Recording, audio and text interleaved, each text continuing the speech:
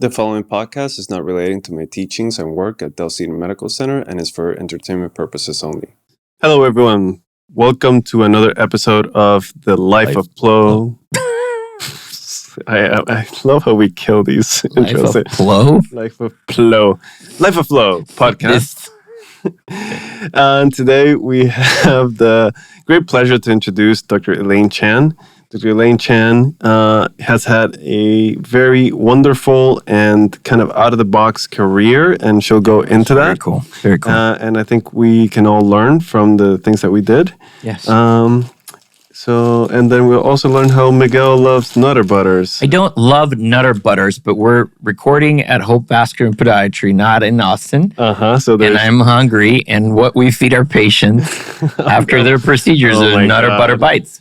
The peanut butter lover's cookie. Can we get somebody to sponsor the podcast that gives us like food that they're not even won't really kill you? They're not even that good. Nabisco. I'm so sorry, but that's all we have. Well, Nabisco will never be our sponsor now. All right, let's go.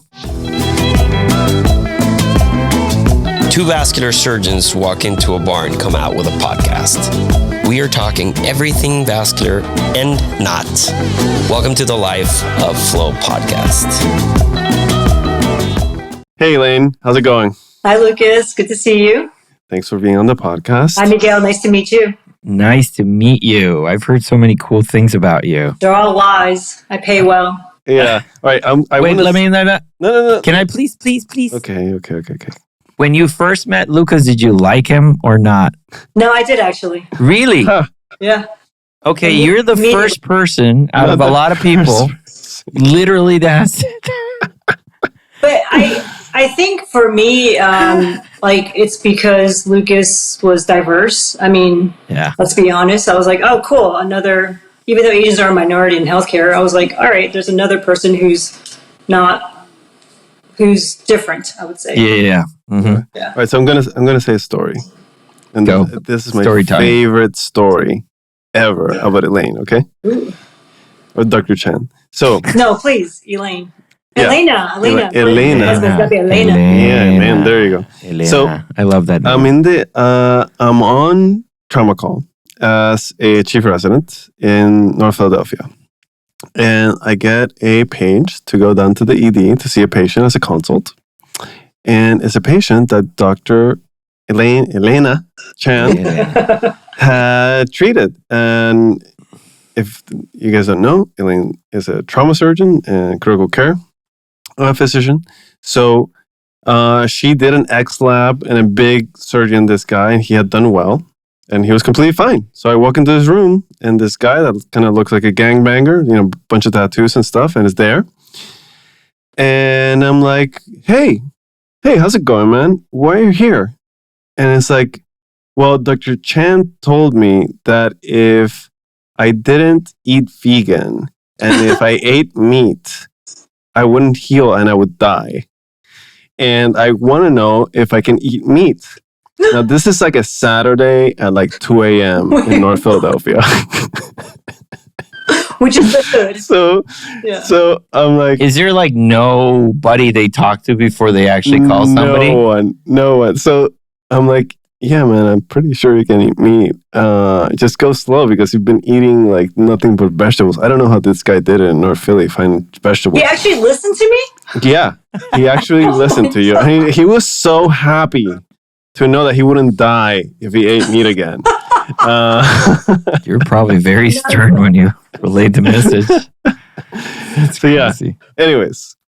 No, that's really funny. I don't know what I was thinking, actually. I was so hardcore converting everybody. You were giving people pamphlets with poor things they poor in the hood of Philadelphia. Are you still a vegan? Yeah. Are you still a vegan? I am. Yeah, for 10 years now. Gotcha. Yeah. She actually came to Austin, and I found the only vegan restaurant in Austin, and I took her to it. It was so good. It was very good, actually. I would go back there in a heartbeat. Yeah, it was very good. Shout out to Nor. What was it?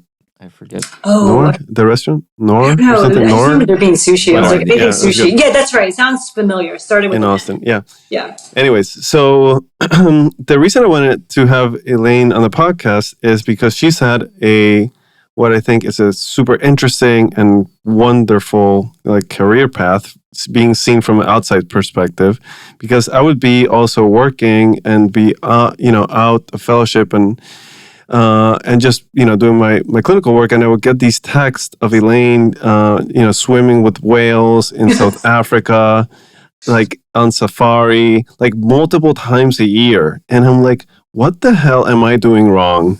And what the hell is Elaine doing right? That she say, well, there was one video where you were in the middle of the ocean. There was like birds just diving, fishing, dive bombing next to you. And I'm like, what the hell is this woman doing? So I just want to go into like how you decided to, go into your career path. Sure. And because I think it's very interesting. Yeah, I think my earlier background isn't very different from most people, which is the automaticity of life, right? High school, college, decided I didn't like anything else. I was like a major in philosophy because I figured I'll go into med school anyways, might as well do something fun. And I hated the sciences. I was like already just not very traditional in terms of like my earlier path in the sense of the usual candidate. So then once I decided to go into surgery, trauma surgery was a natural for me. I mean, I'm an adrenaline junkie, so it's not very surprising. And then once I got into academic surgery, I loved, as this is where we met, Lucas's Temple, which is pretty much the best place that you can start for your first job, especially if you're interested in academic surgery. I think what, for me, what I realized was that I had an opportunity that came knocking on the door to go volunteering with my husband overseas. And then, for me, I was kind of realizing that I'm not really sure if the work-life balance was really for me. I remember getting like the shingles of like my eye and my face, and I'm like, what the fuck am I doing? Like this gotta be more, right? And so yeah, I about 2 years in, I wasn't expecting this, and most people thought it was career suicide. I decided to leave Temple and take up opportunities to go to Africa, actually, and also other places. It ended up being more than just Africa, but we volunteered with some wildlife organizations abroad, and it was just something I would, if you had asked me 10 years prior to that point, do you think you'll do this? I'd be like, no way, like not at all. Was I scared of making that leap? 100%. But I think thanks to my husband, who really inspired me to go against the grain, I was like, you know what? Fuck it. Life is too short. There's gotta, if opportunity comes knocking, I gotta answer it. So that's what I did. And then we traveled for almost a year straight, basically until we ran out of money. I'm like, all right, we gotta go back to the States now. And then I started doing locums because I really didn't want to go back to the full-time schedule and feeling like a slave to the hospital. Like I didn't like that feeling, as much as, this is what year was this in, Elaine? This is 2016. Okay. Yeah. So this is pre-pandemic, right? Pre-pandemic, yeah. Okay. Which is, looking back in hindsight, I am so grateful that I took that time to travel as much as I did, because came 2019, our last trip was in Dominica, actually. That's with the sperm whales. It came to a screeching halt because of the pandemic. And so I'm like even more grateful than the average person that I took this time to travel extensively as we did. And pretty much the pattern would be, doing locums, making money, and then funding these trips. And then when we ran out, we just keep doing the same thing over and over again, essentially. And the experiences that I've gained from traveling and just kind of seeing the world, and there's so much more to life than working, that made me realize, okay, there's so much to explore, and so much to learn from others. So that's really how I ended up actually in Asheville. It was another locums job, essentially. But then at that point, the pandemic broke out, so I decided to just stay as half-time at my current location, which is a level 2 trauma center in Asheville, North Carolina. What was if you don't mind sharing, your family background? How was life at home? So, brothers, sisters, mom, dad?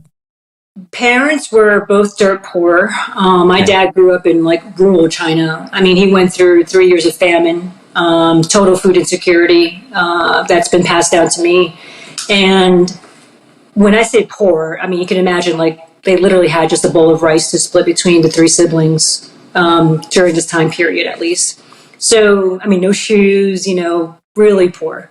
No refrigerator, no electricity. There's none of that stuff. And so he somehow made it out of China. I don't know how. As a teenager, went to Hong Kong, and then eventually boarded a ship and worked on a ship. And after 2 years of sort of like sailing around the world, he then, jumped ship, literally. I mean, when they say fob, like that's my dad. So I want to say he disembarked in Newark, New Jersey, actually. And I was about to say San Francisco. Okay. I wish, right? I know, of course. He wasn't that stereotypical. And so then eventually, he went into the restaurant business, met my mom, who also immigrated from China at the time, same village, and then had me and my brother. My brother's about 6 years older than me, and he's in the computer business. But growing up... In Jersey. You grew up in Jersey? Okay. Yeah. Okay. But I was born in New York City, though. So I was born in New York City. Going into 3rd grade, they decided, let's move the family. Let's go to New Jersey. Let's start some restaurants. It's a better life out in suburbia. Better schools, which is all false. But that's what they thought. So I went from like Chinatown, which is couldn't be any more Chinese. Then they took me and extracted me and go to like Jersey, which is pretty much all white. And there's like, I'm the first Asian they've seen like in their whole lives. So culture shock on both ends, right? Because I'm just like, for the first time, I experienced racism and discrimination. And it was very interesting because I'm like, I was so sheltered from that in Chinatown and not really thinking about taking kind of diversity for granted in a way. And I remember being young, I had a school desk at the back of the restaurant. And it's a typical Chinese restaurant, selling like crap American Chinese food while we ate the good stuff, in the back. And there was a school desk in the back, and I would be doing my homework. But as soon as I could answer the phone and take orders, you better believe that I was on the phone like a child slave, like taking orders, because why not, right? Free labor. So then that I remember that vividly growing up, like kind of working in that duality of like. It's very interesting because I wasn't very accepted by like Chinese people, right? Because they're like, oh, she's American born, ABC, But then all the Americans were like, oh, your English is so good. I'm like, yeah, so is yours. Why wouldn't it be? And so it was just a very interesting sort of conflict, that was going on as far as like who did I identify with, and it was like nobody basically at the end of the day. So you would identify as someone that worked at a very, very early life? Worked 100%. You were there Saturdays, Sundays, I'm guessing? Every day. No, every day after school. It was like a nonstop. It was... Yeah. So we were talking about this offline for some reason. I don't know what we were talking about. How enslaving overall the restaurant businesses are, right? Yes. I mean, this is like you have to be there. Keeping an eye on employees, keeping an eye on orders, keeping it like it's incredibly taxing. It is. And people, wither their lives away in these restaurants, right? Yep. Are your parents still around? They're still around. Is the restaurant still open or no? Restaurant's not open anymore. Okay. So fast forward to my parents are divorced now. So my mom had an affair on my dad twice, actually. Second time was actually with a family member, a distant family member. And so that led to the divorce, and she left the family when I was 17, like straight up just left. I remember getting into an argument with her the day before, and I was like, you're a hoarder, like pack up your stuff and leave. And she's like, she bounced like the next day, like without any kind of like goodbye or warning. I was like, okay. And so that was at 17. So they divorced, like I want to say a couple years later, but then now it's really weird because they're cohabitants of an apartment in Chinatown. We can't make this shit up. It's like back in New York. Yes, back in New York City. Oh, really? It's like Modern Family. Yeah, and they still hate each other. They're like always like, oh, your dad, bickering. blah blah blah, your mom, blah blah blah. That's I'm like, so interesting. Yeah, I'm like, can you guys pay for my therapy? Because like, seriously. Do you think in a way, have you ever connected those two dots is the fact that you gave so much at such an early stage of your life potentially a big factor as to why you've chosen to not necessarily allow yourself to be sucked into this system that we call healthcare in America? Yeah, I honestly, if it weren't for my husband, I probably would still be full-time. Okay. Like, I really think it does take a certain individual to open your eyes to see that there's another way. That you don't have to go the same route as everybody. You don't have to be a zombie. You don't have to be, just living to work. I wanted to work to live. Like in that journey, I was able to realize that. But I think you're right. I think there is an element of like being this very overachieving individual my whole life led to earlier burnout, I think, than most people. Or maybe, I don't know. I mean, I think most average doctors are just overachievers in general, and we're very prone to burnout because of that. But I mean, I started working since I was pretty much like 9 or 10 years old in the restaurant. Correct. Yeah. Up until med school, really, it was like the only point I stopped just because of the commute was too much. But yeah, I think there's definitely a contribution from having that earlier childhood experience and then realizing there's more to life than work, basically. So maybe tell us about this. Your husband sounds like a cool dude, by the way. Maybe we should have him also on the podcast. Super cool dude. Great artist. Actually, we should have him on. But tell me if you don't. I would love that. Send us some pictures and we'll edit them in to the podcast. They'll be floating like on the sides and what have not. But I should have done that to begin with, right? I should have advertised for him. Why didn't I think that? It's okay. We'll make sure that we advertise for him. Yeah. Where did you guys meet? And what was happening in your life when that came? Because it seems like it was incredibly disruptive.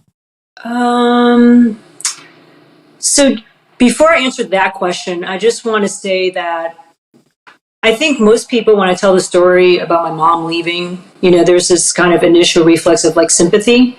But I don't think I would be talking to you today if it weren't for her departure. Because when she left, it definitely,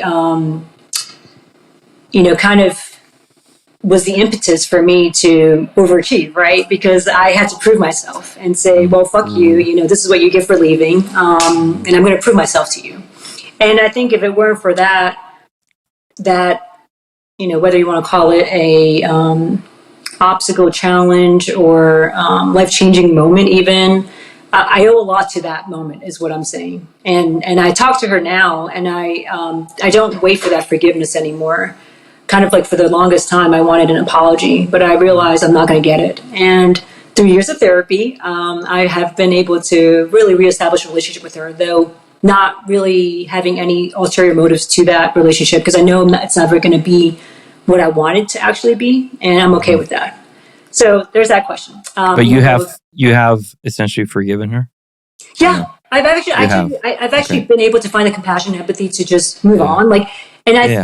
I don't think, I think we put our parents on this pedestal as if they know everything and they're like our heroes growing up because that's all we know. But then we realize they're human beings and they have, inner demons just like we all do. And the actions are a result of, childhood traumas or whatever events that happen that we don't know about. I still don't know my parents the way I think I do. And one of my projects actually, when I go to New York City, is to interview my dad because I want his story before I can't get it, basically. And my mom, her actions are a byproduct of how she grew up, essentially. And I didn't know that at the time. Now I know. And so my lenses are different. And I'm able to look at her with more compassion than I ever have before, essentially. You think you should interview your mom too? No, she doesn't speak English that well. But my husband, yes. He can speak English. So I met him on eHarmony because I just moved to Philadelphia. I didn't know anybody, literally nobody. So I figured I'm not going to meet some random guy at a bar, so I'll just try eHarmony because it was the most expensive one out there. And I figured I had real hesitations because I'm the whole online dating world at the time wasn't up to speed. And I'm going to meet some rapist or some stalker. I don't know, just knowing my luck. But it was my first date. And 10 years later, we're married and still together. So I'm eHarmony should pay us back. I should be one of those commercials, But that's how we met. And then was there a moment, maybe you're driving home after a long call where you're like, okay, this doesn't sit right with me anymore? I know obviously you said your husband's a big influence, but obviously probably that feeling came from inside of you. Do you recall? Yeah. I really think it was the shingles, honestly. I think that's when, it was like you couldn't hide it, right? Like, it was like, literally in my eye. I could have gone blind. And I was like, what am I doing? Like, the level of stress that I was enduring. There's a part of shame in it, though, right? Because I'm like, why can't I handle this stress? Why can't I just, like anybody else, like, be able to endure this? And it was embarrassing, to have shingles on my face, but that was actually one of my, I would say, wake up calls, a very significant moment where I was like, what am I doing? Like, literally, what am I doing? I felt like to a certain point, I was just going through the motions of academic surgery without really taking care of myself. And, obviously, with that, it was really kind of the most pivotal moment of my transition, essentially. I was really torn because I loved the training I was getting. I loved the people I worked with. I loved the hospital. And I mean, it's nothing against, it has something to do with Temple, because it could be any, busy hospital, essentially. But I really do find great joy in the work I did there. It's just that I don't think I realized what a toll was taking on me physically. I would say physical more than even emotionally, but and then obviously psychologically, I'm like, okay, I'm just ready. Like, I'm done after the whole shingles incident. And talking to my husband, because we kept saying, like, our bucket list item is travel the world. Let's do it before we can. And we, like, the American dream is not a dream; it's a nightmare. Like, you have no guarantee you'll make it to quote unquote 65, let alone be healthy enough to travel and do the things you want to do. So it never made sense to me, actually, that we don't enjoy life to the fullest while we can. Essentially, we have this, again, automaticity of, like, work, and that's so, like, embedded in the American culture, right? Work to death, and then when you retire, you have all the retirement savings. Go ahead and then enjoy life. Like, it just doesn't make any sense at all if you really stop to think about it, especially given the line of work. It makes sense when you view it through the optics or through the lens of the top percent tier that require a significant middle class to carry us over, right? That's the power of America. If you think about it, I mean, I'm also an immigrant. I come from Costa Rica, and I'm counting my days down to leave this place, and not because I've got friends that are so passionate about defending America, and I love America. My mom's American. I love America. Like, that's not the thing. It's there's this horrendous process by which it's brilliant and horrendous. It's with this huge middle class that gets offered incentives via your credit score, via your wealth acquisition, via all these other things that suck you, because the moment that you get to the next level, you get all these other perks that you've been led to believe are because you're so good and you're so worthy of this new level, that we're going to allow you to get more debt, and we're going to allow you to get a more expensive vehicle or an even more bigger house, which then will make sure that you're stuck on this for another 10 years. At which point, we're going to open another level, and it's just this psychotic and inevitable process by which we get sucked in. And physicians, and let alone physicians in academic practice, it's the same thing. I mean, you get just sucked into this thing, and you're a cog, and then you don't even know who you're working for. Yeah, what are you working for? Yeah, like, what's this is very cumbersome and complex things to understand, because also you were also led to believe that success was to be in that, in that picture of the year as faculty in this one place that you've really worked this entire life to be there, but all of a sudden not being there is not a definition of not success, right? I mean, I want to go back to some. I hear you, Elaine. Yeah, I want to go it's back so true, though.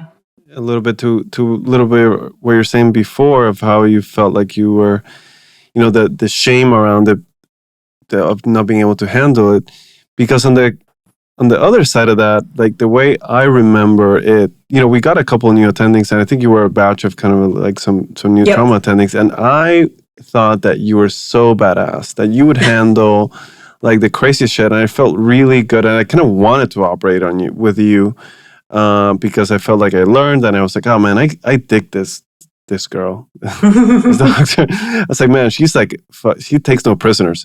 But on this, so you can have this extreme competency or perspective of competency, but on the inside, you're like struggling with certain things, and I find that very interesting. I don't know how you say that. Like kind of like duality of things. Yeah. Right. Yeah. And I think it's actually a very common experience amongst healthcare providers. So a couple of comments, like going back to what Miguel said about the chase, like I call it the chasing, right? Mm-hmm. So you keep going like, all right, I'm going to be a trauma surgeon. Okay, I'm a trauma surgeon. What's next? Okay, I want to be teacher of the year. Okay, I got it. What's next? I want to be program director. Okay, what's next? And it's always like this chasing. So it's not really the destination, right? It's because no matter how many accolades you obtain or how well published you are, at the end of the day, you're never going to feel satisfied. Because what's the intention behind it? Like, what exactly is causing you to chase? Or what's the reason why you want all these quote unquote things or rings on a ladder that you keep climbing, essentially? And that's really the deeper question, in my opinion. Because I think I was able to realize that no matter how quote unquote successful I would be in academic surgery, I wasn't going to be truly happy. Whatever happiness means to each individual, because it's very variable, obviously. So that's the point I wanted to just say to Miguel, because like my husband helped me realize that, like, okay, like if without a sort of an external outsider view looking in, sometimes it's hard because you're so buried in this cycle that it's hard to break out of it. Just like any addiction, right? Like I was addicted to work essentially. Mm-hmm. And finally I was able to break free. But a lot of people feel the same way I do. They just have not been able to do that because there's such a fear, right? I remember so many people coming up to me and saying, my parents, coworkers, saying, what are you doing? Like, whoa. This is academic suicide, your career suicide. Like, You're crazy. Like, don't do that. This, you're risking everything. And looking back, like, I couldn't help, looking back, I'm like, wow, that's the best thing I ever did, was to actually take a leap of faith and go ahead and just stick with my gut. That's what happened essentially. And then going back to your comment, Lucas, about kind of that conflicting duality of experiences, I think being a healthcare provider is very isolating. I think people don't realize just how lonely you can be in our world. You could be surrounded by all the people you want, but at the end of the day, what we do is very dangerously close to leading to isolation, essentially. And I felt, and I think when you feel the struggle inside, but you can't express it externally, or other people think opposite of what you're feeling inside, that's where that isolation comes in. Because you feel like people don't understand you. You feel like people can't really relate to what you're feeling inside.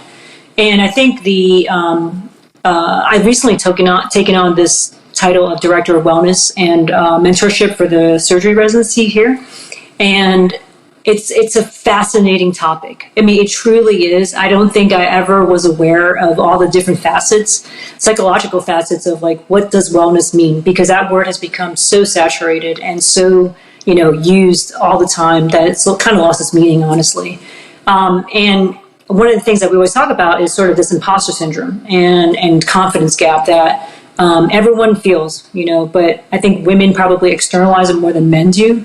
And so I probably was experiencing that as a first year attending, I'm sure, just because there is such a natural anxiety to performing adequately because the game is on, right? Like the show's on and you got to perform basically. So thank you for your kind words of and your compliments, but definitely there is this I think, conflicting inner battle that's going on as well. And it still goes on to this day. I don't think you truly ever get rid of it, to be honest with you. You just learn to cope with it, essentially. You learn to live with it. You learn to, give yourself some credit. I do. From, time to time, I'll say, I have my bad moments, I have my good moments, just like any human being, basically. I got out of the COG about 2 years ago now. And sounds like we're in an AA meeting. Hello, my name is Miguel. And I am addicted to I stepped out of academics. Hi, Miguel. Hi, Elaine. But I will say that a lot of times I do miss a lot. Right?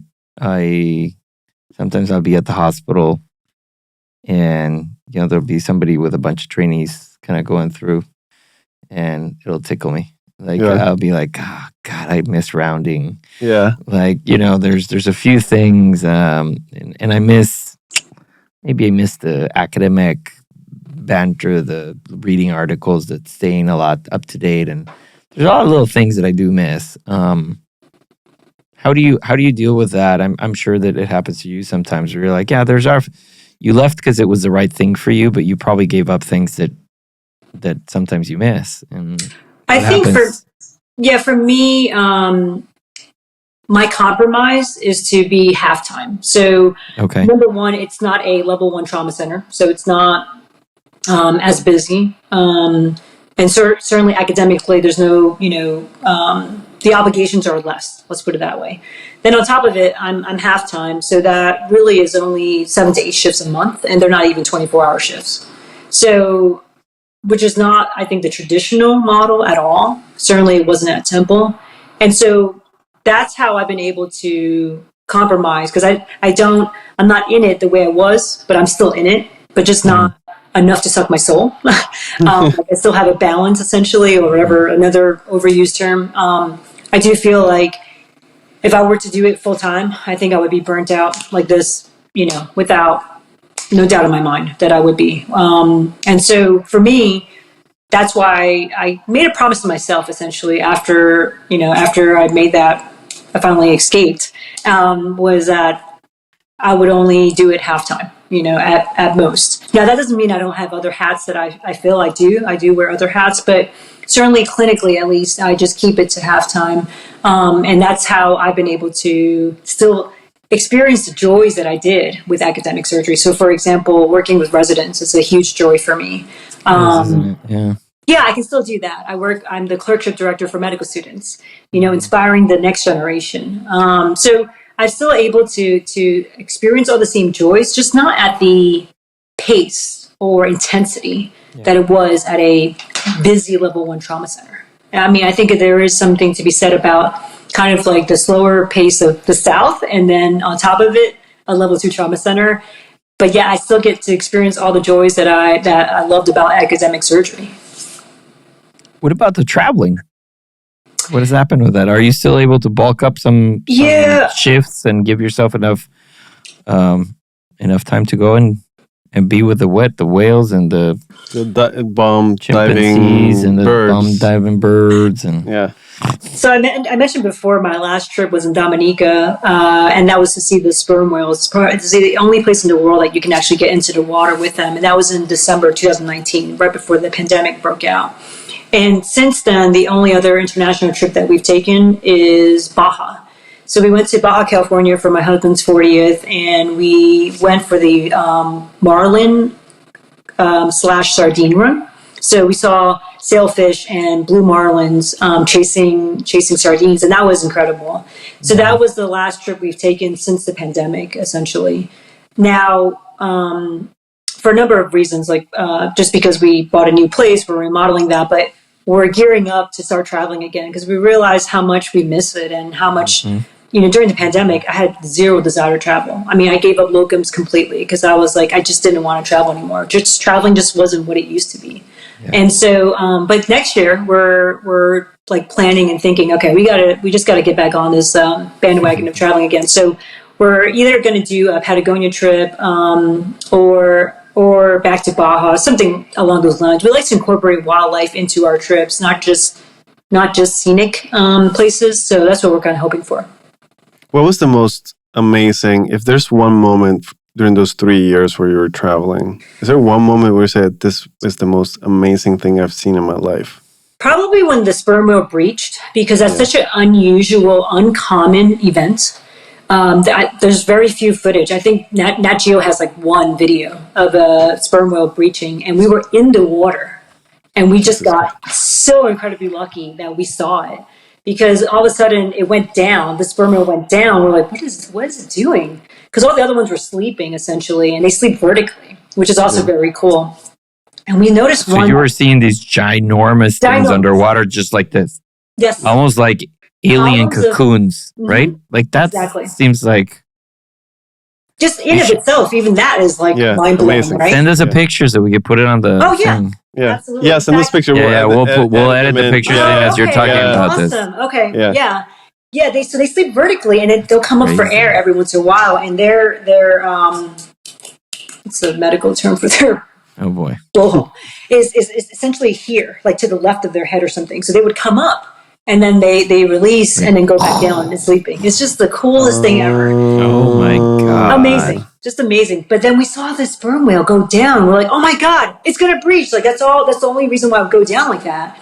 And so sure enough, it went down and then came back up and just breached right before our eyes. And I have a video of this actually. And we're like, oh my God, this is incredible. Like this has never been seen before, or so we thought. What is it? What does this action provide for them? Why do they do that? They don't know. What's the purpose of it? There's a lot of hypotheses surrounding why whales breach in general. Is it for fun? Is it trying to get rid of parasites on their body? Do they want to cool off? Like we have no idea. Is it a show? Do they want to? But they really don't know. I mean, I think they're just highly intelligent social animals who's like, fuck this, I'm going to breach just to have fun. That's what I think. Like they recognize that there's other species there like you, and they just want to show off curious. Like something funny. Yeah, they're very curious. And I think when you see their curiosity, there's nothing more magical than that, because it's literally another sentient being looking at you and wondering what you are as you're admiring them. And I'm like, don't worry about me. Look at you. You're the cooler thing. It's incredible. It really is. And I think that's probably the coolest experience. I mean, there's so many, but that's like the most up and close and personal experience, because we were in the water with this whale. Most people see whales breaching from like a boat, but you're not in the water. You're not actually seeing it from underwater to above water. That's something very unique and once in a lifetime, essentially. Yeah. Can you talk a little bit about how your experience with locums was? Because sure. Yeah. So I definitely had my reservations about locums, because it seems like at the time locums was really something people did towards the end of their career, not necessarily beginning. Mm-hmm. And so I was a little bit, nervous and anxious about doing locums so early in my career, because I was like, am I going to be able to do this? And it's usually in the middle of nowhere. So basically I started doing locums, and I'm very much, how did my coworker describe me? I bloom where I plant. So I'm very adaptable. No matter where I go, I just figure it out. I'm okay with that. I think most people want a very regimented, I'm doing this today. This is my schedule. This is where I'm going. Whereas me, I'm like, just plop me down wherever. I'll figure it out. I'll get lost, but I don't mind that for some reason. I don't know. It's just the explorer in me that likes new places. So I think when I started doing locums, I didn't realize what I was really doing, to be honest with you, meaning the whole business behind locums and sort of understanding what it takes, because it is hard, to travel to places, especially the places where usually in the middle of nowhere, because that's where they need it, essentially. And so I would go to, podunk places in, Minnesota,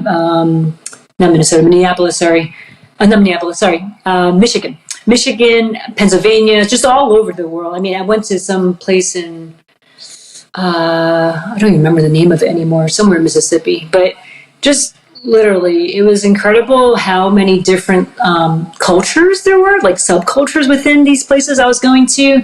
And usually they're so thankful for you And I was like, oh, this is cool. Like, everyone appreciates me because they're like, thank God you're coming here to help us, or save us. And so there was that. And then the other nice part was that usually administration was like pretty nice to me because I'm helping them and doing them a favor. The most anxiety-provoking part of any locums gigs, though, is not really knowing what you're signing up for. So you don't really know how busy it's going to be. You don't really know what help you're really getting, even though they may say one thing, but it could end up being totally something different. And then for me as a surgeon, especially, I didn't know what help I was going to get, like in the OR. A lot of times, like, you might be lucky if you have a first assist. So I didn't love that part. If I was lucky, I would have some residents. I can at least do some teaching. But that was probably the most anxiety-provoking part of it, is just the help in the OR piece of it. And then I didn't mind like the complexity of cases. I just didn't know who was going to actually be helping me. So that was probably the hardest part. But there was a lot of lessons to be learned in the locums world. I'm glad I did it, but I'm glad I'm done with it as well. And I'll probably pick it up again at some point in the future, I'm sure. But for now, I'm very happy where I am, so I'm keeping it the way it is. Have you ever looked into Physicians Without Borders? So I applied for Doctors Without Borders early on. I want to say 2017, essentially, when we got back from our travels. And they denied me. Like, they didn't. The nerve. What? I'm like, do they even know you? No. Jesus. I didn't. I don't speak French, and I don't do C-sections. At the time, those two things were really highly coveted. Like, if you did those two things, you were a shoo-in for Doctors Without Borders. Now, speaking French? Who speaks French? I know, French. exactly. Yeah. French. But I think it's because I think it's a French-based non-for-profit, right? Physicians. I don't care. Physicians sans grants. Well, it's Physicians sans grants. The French colonized like so many countries. I know of Africa, yeah. Yeah, so naturally it makes sense. So I did try, and I thought about it again when the war broke out between Ukraine and Russia. I thought about it. I was like, oh, I really would love to do some work at that time. But in a war zone? Yeah, that's actually like. Isn't that the dream of every trauma surgeon? Yeah, 100%. 100%. I guess, yeah. My husband was not very keen on that idea. No, I imagine. He's like, hey, I like you. I would like to keep you around. I'm like, all right. Most physician and clinical entities are actually off. They're not on the battlefield. They only have medics on the battlefield. Yeah. So she would actually, being that she's a high-ranked, she would be a high-ranked official and an asset of incredible value.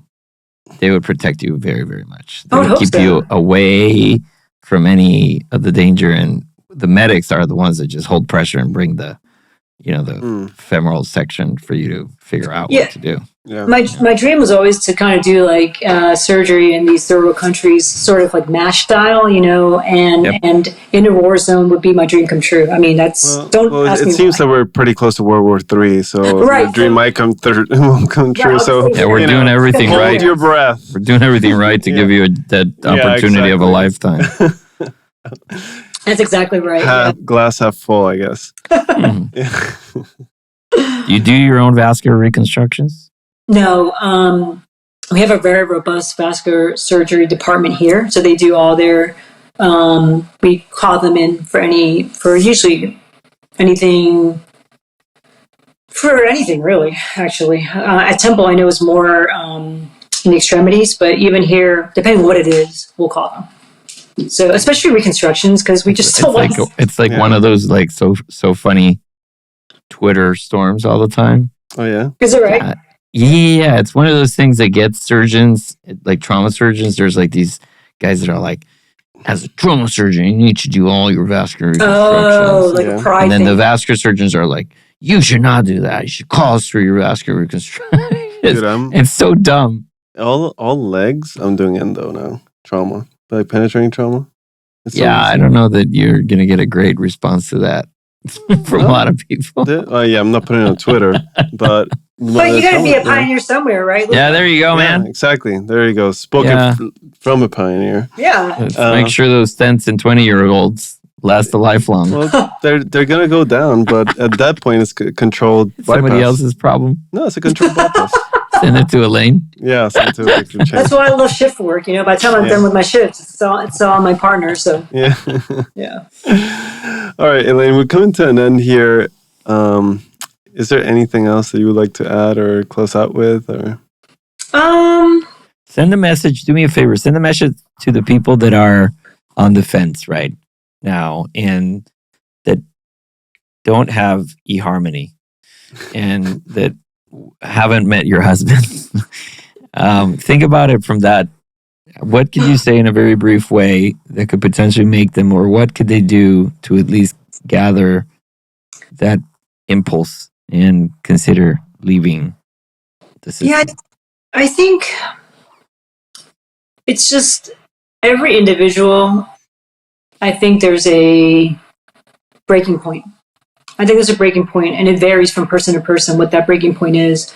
For some, it takes a death in the family or a near-death experience. For me, shingles. Meeting my husband. Like it's just different for everybody. And I think if there's one message I can relay to everyone is, as scary as that leap into the unknown might be, it's scary to think that you never lived your life.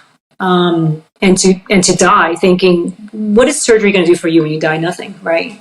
There isn't anything that it's done for you. And I think I have great joy from what I do, but at the same point, I wouldn't be doing it so well if I was addicted to it, or if I only did that, basically. Like, I think I'm a well-rounded, I don't even say doctor. I feel that I'm a well-rounded healer because of my experiences, because I've seen both sides, basically. And one thing we didn't touch upon is I do hospice work now, which is something new since Temple. One of my dear coworkers, who actually, Lucas, Red Hoffman, she's very much in the Twitter/podcast world as well. And thanks to her, I had it in, and I'm doing PRN at our local inpatient hospice, which has totally opened up my eyes to a whole new realm and world that I didn't know existed.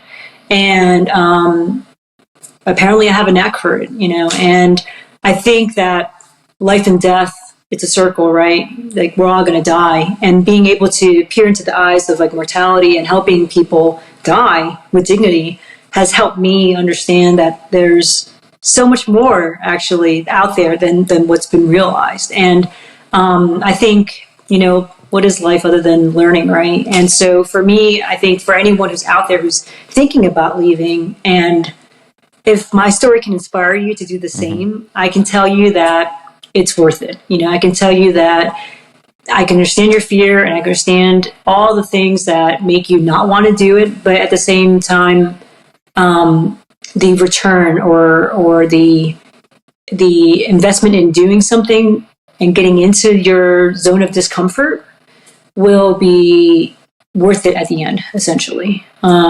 So I think that, what's the expression? There's nothing to fear but fear itself. Like, I truly do believe that.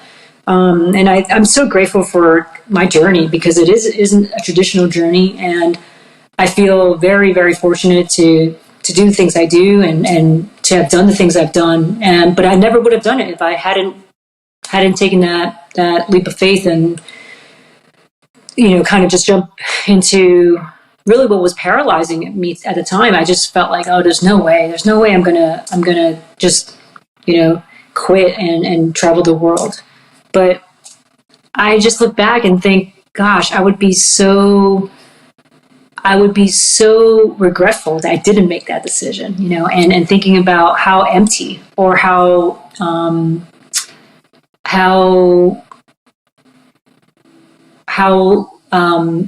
little I would have learned, basically, had I stayed on, doing what I was doing, just being kind of a zombie and just robot and just going through the motions of life without really, truly, living it to the fullest.